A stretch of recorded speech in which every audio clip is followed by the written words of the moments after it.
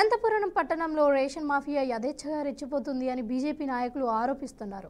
పలు రేషన్ దుకాణాలు నిర్వాహకులు ప్రజలకు అందాల్సిన రేషన్ సరుకులు తప్పుదోవ పట్టిస్తున్నారు అని అనంతపురం అర్బన్ రామ్నగర్ మండల అధ్యక్షులు రాజేష్ కలెక్టర్కు స్పందన కార్యాలయంలో అర్జీ ఇచ్చారు. ఇక ఈ సందర్భంగా రాజేష్ మాట్లాడుతూ అనంతపురం పట్టణంలోని రామ్నగర్, మారుతినగర్ కాలనీలలో చౌక ధాన్యం డిపో నిర్వాహకులు ప్రజలకు 1వ తేదీ నుండి 10వ తేదీ వరకు రేషన్ అందుబాటులో ఉండాల్సింది పోయి 3వ తేదీకే షాపులు మూసేస్తున్న పరిస్థితి నెలకొంటున్నాయని ఆవేదన వ్యక్తం చేశారు. రేషన్ కోసం 3వ తేదీ పైన వెళ్తే మూసి ఉన్న దుకాణాలను చూసి దర్శనమిస్తున్నాయని మండిపడ్డారు. అంతేకాకుండా రేషన్ షాపులలో తప్పుడు దుకాణాలు వేసి ప్రజలను మోసం చేస్తున్న పరిస్థితి నెలకొంటున్నాయి అని అన్నారు.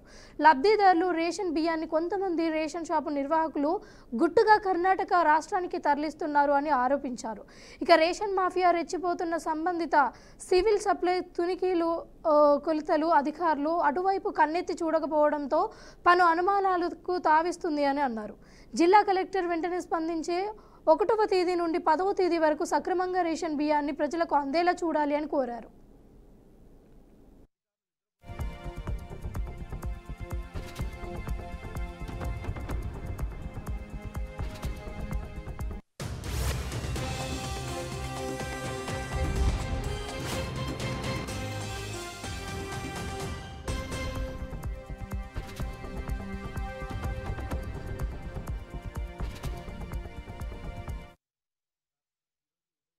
స్పందన కార్యక్రమంలో భాగంగా కలెక్టర్ గారిని కలవడం జరిగింది.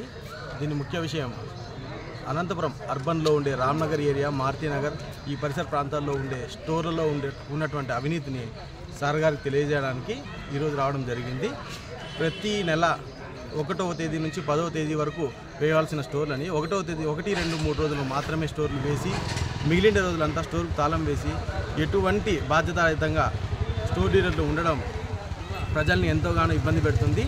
అందులోనూ భాగంగా ప్రజలు కరెక్ట్గా తూకంని అందుకోలేక ఎంతో ఇబ్బంది పడుతున్నారు. ప్రతి 20 కేజీలకు గాను 17, 16 కేజీలు మాత్రమే తీసుకుంటున్నారు.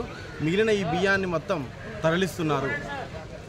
దీన్ని ఖచ్చితంగా కలెక్టర్ గారి దృష్టికి తీసుకెళ్ళాం. వాళ్ళు సమగ్రంగా విచారణ జరిపి ఇది ఎందుకు జరుగుతుంది, అధికారులు నిద్రపోతున్నారు, మామూలు వసూలు చేసి వాళ్ళు కళ్ళు మూసుకుంటున్నారు అని చెప్పేసి ప్రశ్నిస్తున్నాను. విచారణ జరిపి